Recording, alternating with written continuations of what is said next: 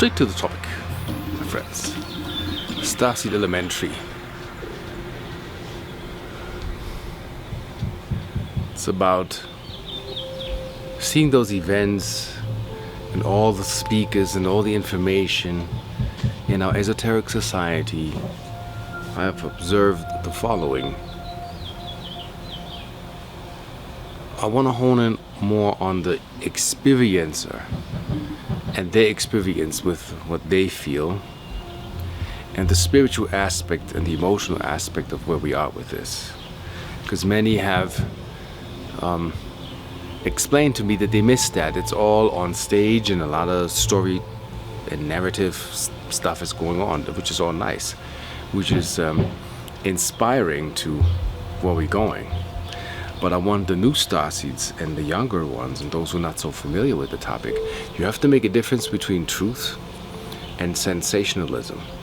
So if it's all gala, Gaia, and superstar and entourage, and they have storylines that blow your mind, but no evidence, that remains suspicious. So everything that is not manifest in the physical, that is a narrative, remains suspicious to me. And I have my own experience, and I have shared experience where we can make stuff really actually tangible, bring it into the physical, such as my science that is irrefutable stuff. I have also, let's say, a side project, agricultural photonically enhanced sand that will replace fertilizer, and you don't need pesticides, and grow your crops exponentially bigger, better, and parasite free with just agricultural silica quartz sand that is enhanced for produce for farmers. So now that's picking up because we're having results. So the problem is that, you know, the debunkers want to attack the myth where people have a lot of virtual concepts that makes it tough for the scientist or the pioneer to actually bring forth what needs to be developed. And the good thing is that the following and the ratings, and I'm over 3,000 products deep, an average of 5-star ratings, is you have the revenue now of that stuff works for people. It is tangible, it can be felt, it can be measured. I have sent pictures into Masaru Emoto's lab in Germany. You know Masaru Emoto has passed, but his laboratory is still $500 a shot. They show you the water before your product, and then the water structure with your product. So if you have not have in harmony forming crystals, you have nothing. So there is physical stuff that we can look at. We have seen in The Gods Are Among Us, that E.T. movie, where this woman influenced the DNA with whatever was radiating from her body, and they measured the levels of DNA in the result in the lab, resulting into a measurable, quantifiable evidence that there is a change going on. We are influencing each other. It would also be preposterous to think that it's all mythological. Also, to discount Vedic texts that are thousands of years old is also preposterous, and there's nothing to debunk because these people do not have enough esoteric, hermetic principle, physics, science to make any claims of anything of what they know that is not true. There is a palm leaf library in Madras, India, that have technical schematics of how to build vimanas. And the monks are pretty avid about saying, you know, you're not fit to get plants. So anybody or any government approaching them, show us how does anti-gravity, blah, blah, blah, free energy or energy efficiency magnetically works. And they're not handing out the papers. You have no entrance and you have no right to enter that. Thank God that the military didn't enforce that. And these monks say that once we find a scientist or a technician that has the spiritual awareness, and I agree with that, that we will sit down, explain the doctrine, not for manipulation, and then have him build such a device. What the human race seems not to be ready. And if I see videos of, like firsthand, not even YouTube, a U-shaped craft being chased by a F-16 and they disappear, that is still a violent approach to our visitors, namely our ancestors. The fun part is also that we are God's offspring. So whether it's God, Allah, or the Ascended Masters, the plethora of religious belief systems, you are their offspring. It's enough to name them all. We have 1,700 and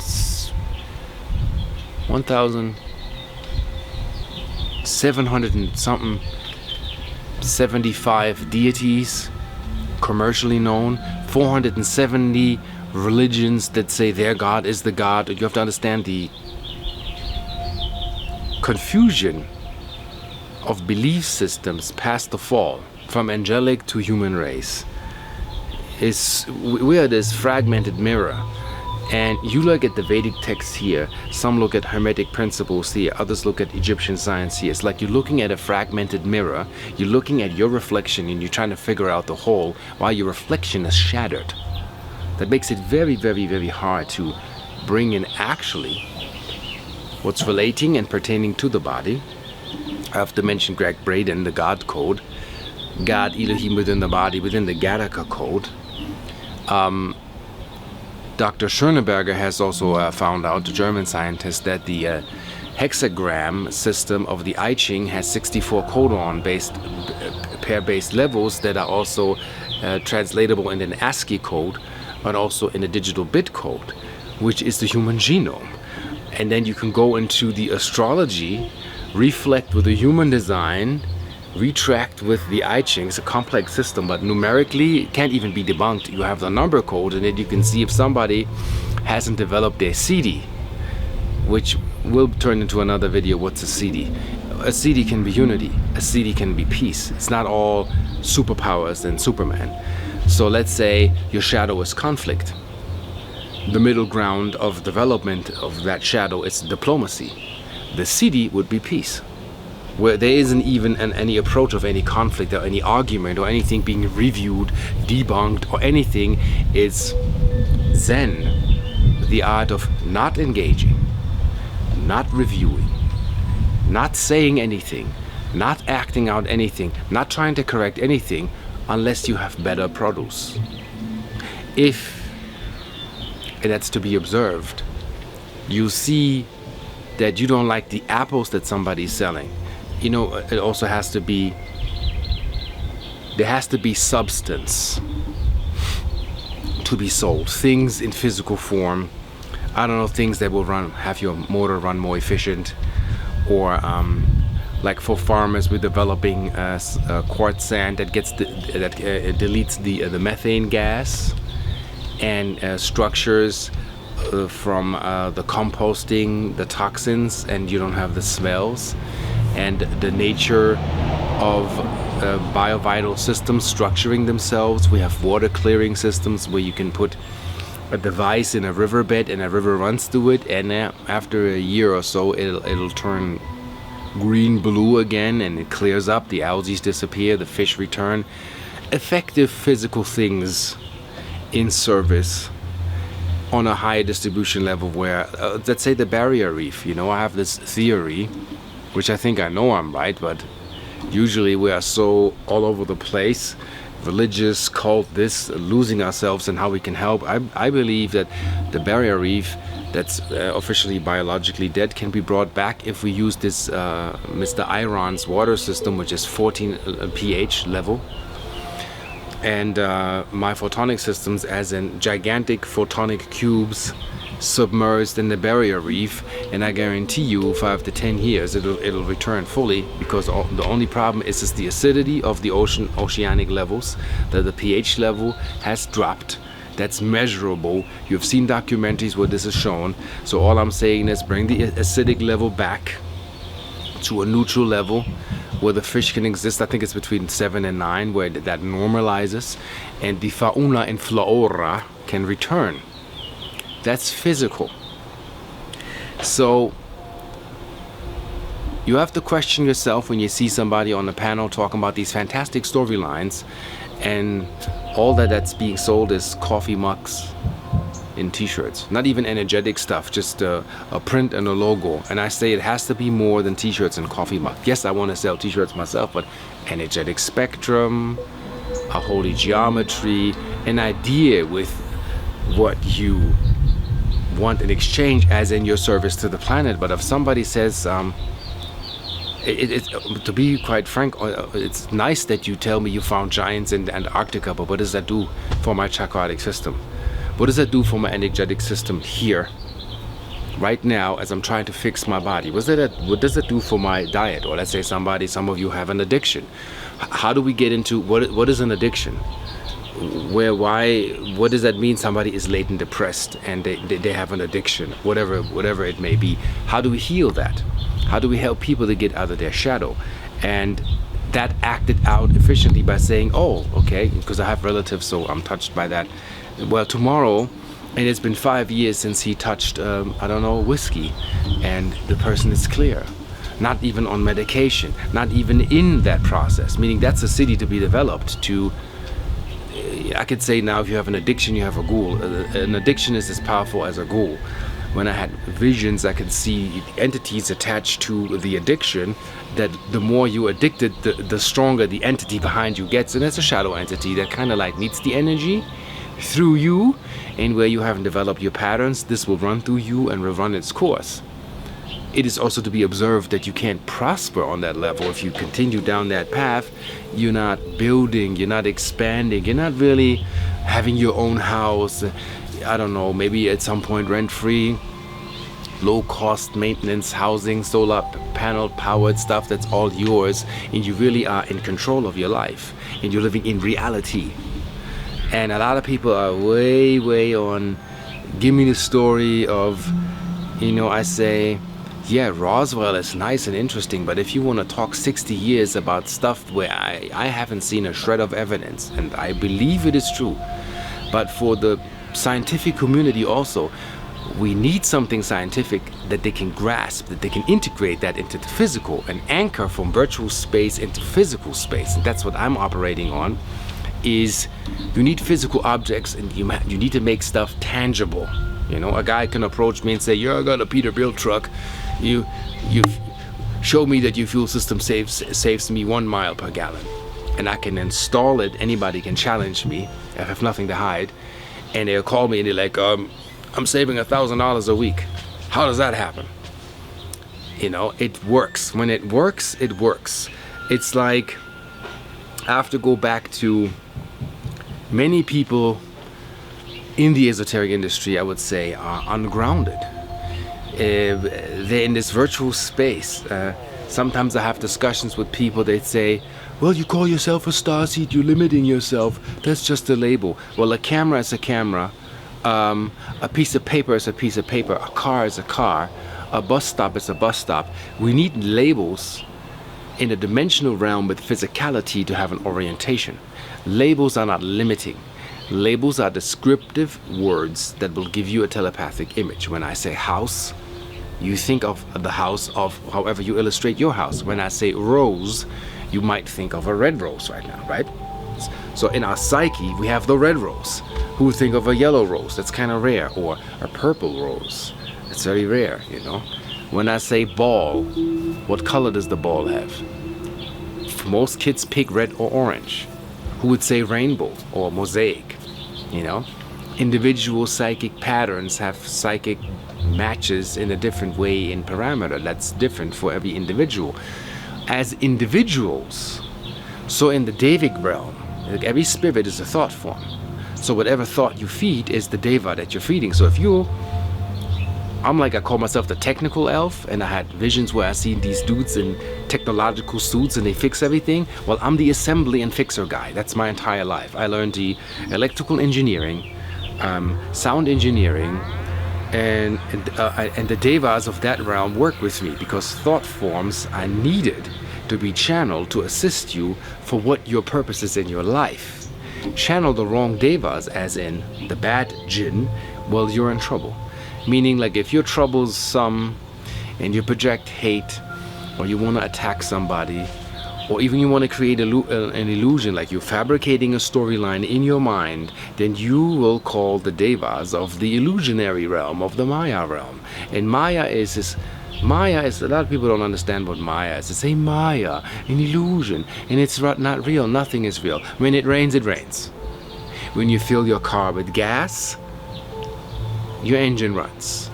When you drink a liter of whiskey, well, guess what? You're intoxicated. These are facts that won't go away, no matter what people want to say in their descriptive mind, what they call what Maya is. That's their Maya. Having a perception that only you have, and the rest of the world cannot share that perception. Also, that defies universal consciousness, universal mind, universal thought. You know, you need something that it's referable. It's like Dan Winter said, shareable. A thought wave or a thought pattern that others say, you know what, this is what I use to get water from the well. You don't have to buy the spoon from me. You buy your spoon, buy the spoon that you're in resonance with. There's no spoon. There is also a spoon. So there is and there is not. It's a complex situation. But these nihilists beat me when they say, Ra, you say you're Arcturian, but that would limit yourself to this one cosmic aspect of that is, here's this, if I have a Mac computer which has a label, then I would limit myself to using a Macintosh computer. Well, that's your choice, and why should that be limiting? When I say that I'm Arcturian, and I feel also energy from Sirius and a couple of other planets, but my guide is Arcturus, the arctoroidal field of a planet that has made the ascension course, then that is what I'm in resonance with. It's like saying, Ra, you're brown-skinned, you're limited, or only to a limited mind state I'd be limited. Oh, you're white and blue-eyed and red-haired, you're limited by genealogy. No, you're not. You're enriching the existence of that what is here, and we need to come together and learn to embrace that. And I tell you, that's universal mind, with the Gaia and the panel and the speakers. Michael Tellinger has physical evidence and artifacts. Jojo Tsoukalos travels to places that exist for real. Places where 100 years ago they said Nazareth is a myth. Bethlehem is a myth. Before Israel was created, that said that this town didn't even exist. Go back 200 years. It all didn't exist. Go back 100 years.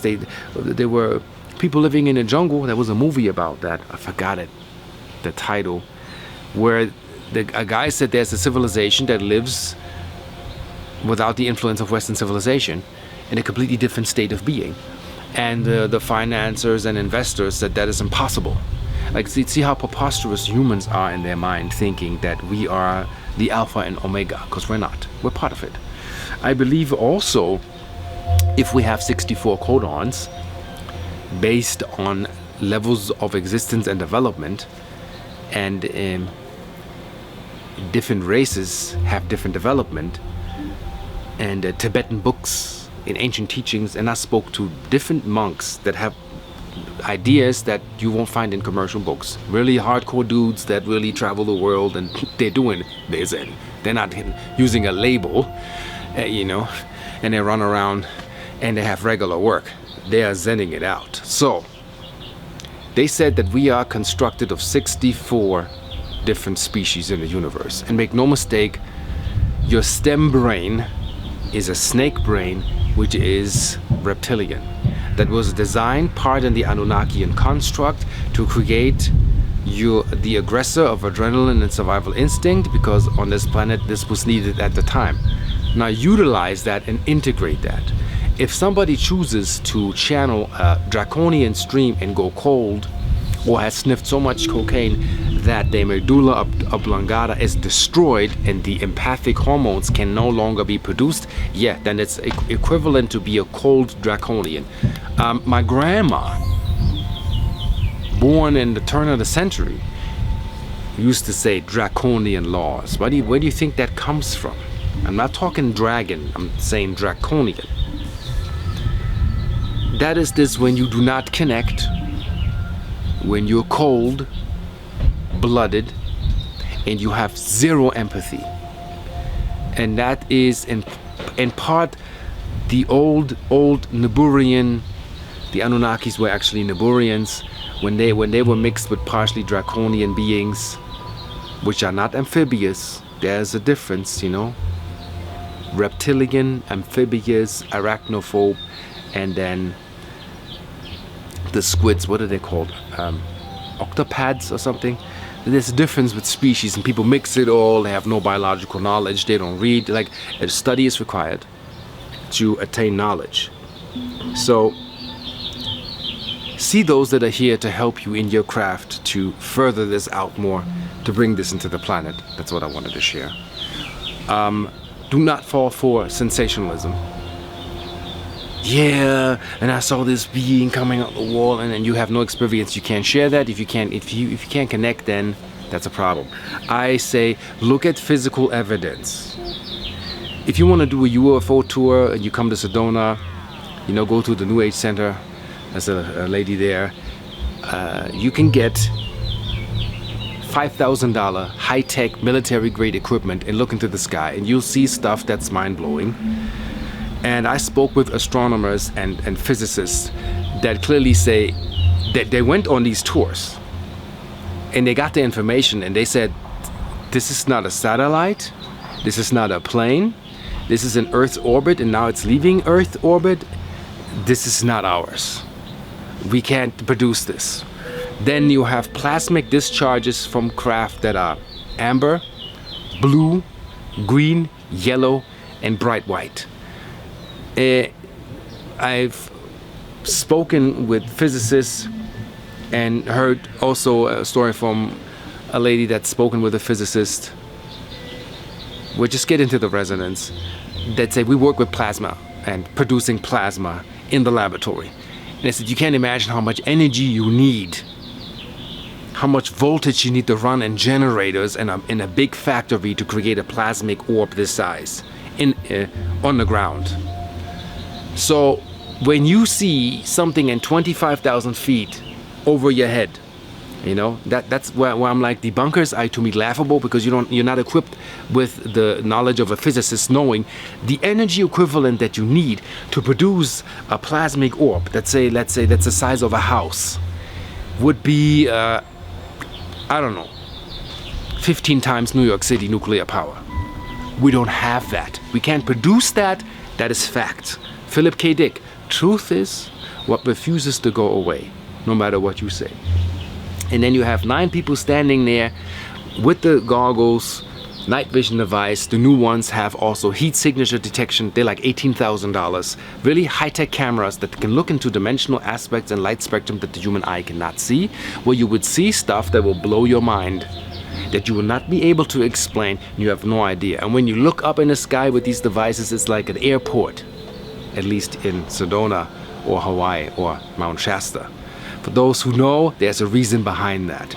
We're still learning. We're infants. So how can we claim we know anything? I'm like humbled before all the pioneers that brought in these ideas.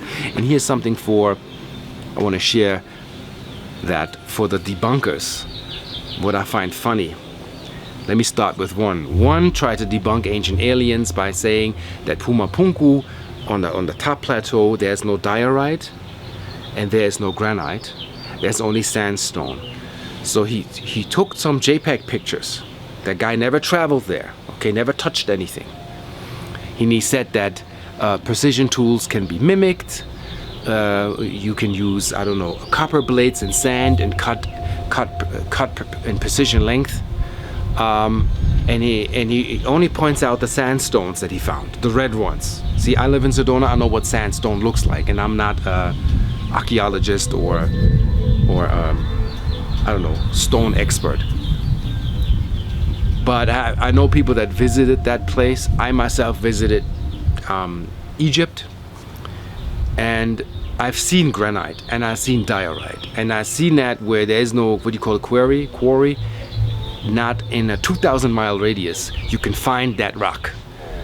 And you want to tell me with sticks and stones, you have precision cuts where today, sometimes I work with stone cutters because I have to work on things that are built, and they say we have diamond tipped blades that after a certain amount of cuts, like machinery that run on engines that cut like, I don't know, 6 feet in diameter, they go dull, we can't cut anymore. And there are blocks on that top that are 10 feet, 20 feet in length, precision cut. Not 100% 90 degrees, but almost.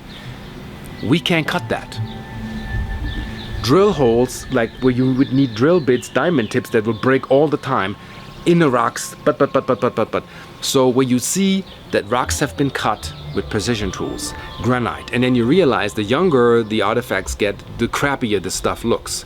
So debunkers, with not having enough knowledge, not being equipped, not even being able to replicate an artifact of that kind, not finding a stone cutter that can cut, like take a photograph of one of the rocks of Pumapunku, pick one, may it be diorite, may it be granite.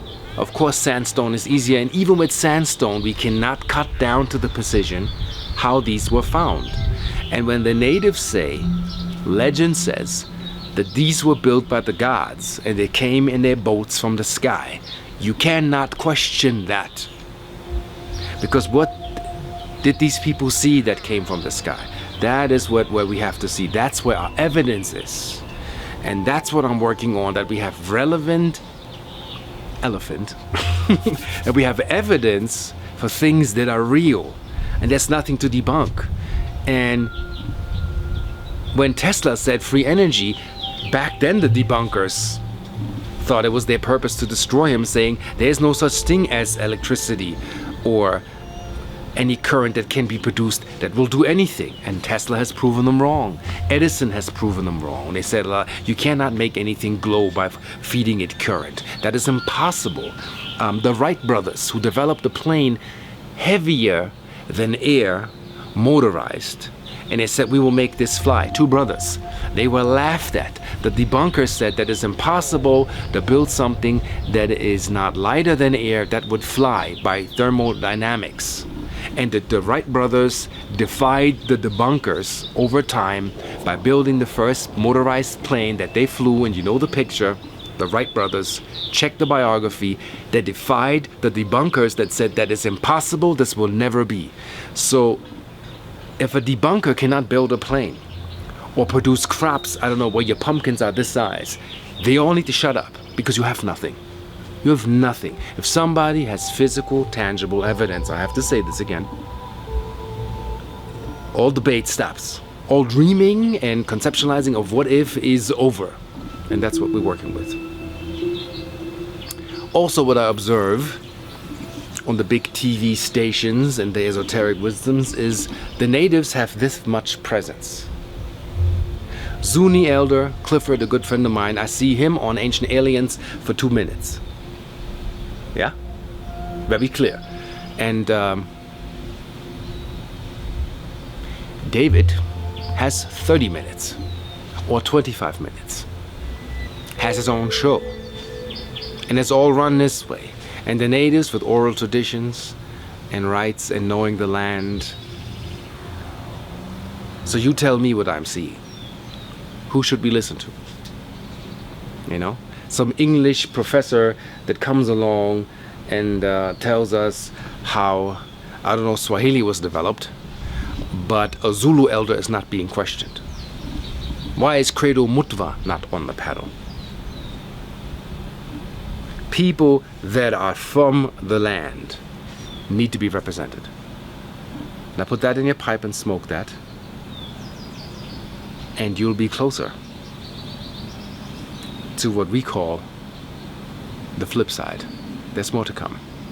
Keep it up and look at the evidence. Don't fall for fairy tales and narratives and sensationalism and superstars. See, I don't have 1 million views, like as in on one video. Lifetime, yeah. In 9 years. But I'm still here, and I still make things relevant and tangible as best as I can. And the bigger it gets, the more you'll see. And whatever will be created, you will win.